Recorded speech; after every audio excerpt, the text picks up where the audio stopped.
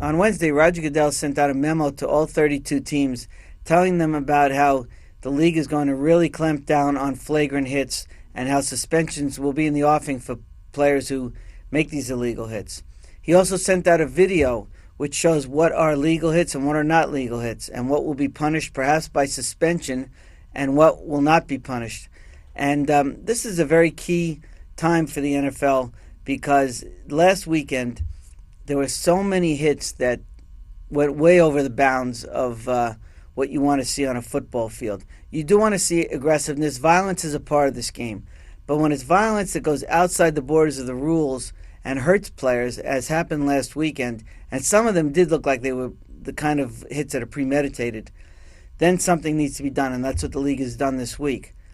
What a lot of people are misconstruing is that this is only about helmet-to-helmet hits. It's not. It's about any hits to the helmet, and it's also about players leading with their helmet, even if they hit another player with a different part of the body.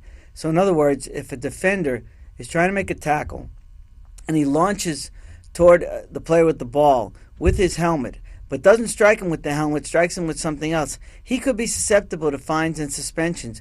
I think there are two reasons why we're seeing this. Number one is the players want to make the big play. You always hear about defensive players wanting to blow up the ball carrier.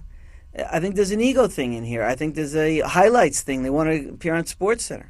A lot of that stuff goes into what we've seen with players leading with their helmets or making illegal hits, using their forearms and their shoulders to hit other players in their helmets. The other thing is the coaching. I firmly believe, and I believe this for a long time, that it's not being taught properly how to tackle. And it goes all the way down to the youth level. And I'm afraid that at some points coaches give lip service to the proper way and the safer way to tackle. And the worst part about it is it's not just the player who has the ball who's in danger here. It's the player making the tackle. If he's making himself into a human missile as he dives headfirst or however toward the ball carrier, well, the collisions that you're going to get are going to be like car collisions, and there's going to be serious injuries. And there could be life-changing injuries, too, not just career-changing injuries.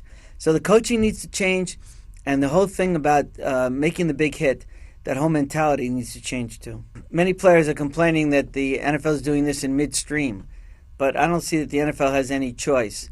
The rules have been there where they could have suspended players for some of these actions, and it has happened on a rare basis. But now they're going to ramp it up, and I think it's a good idea. The players just have to adjust. This sport needs to be safer. It's a dangerous sport as it is, but it can't have these illegal hits and these flagrant fouls that are leading to injuries, leading to so many concussions.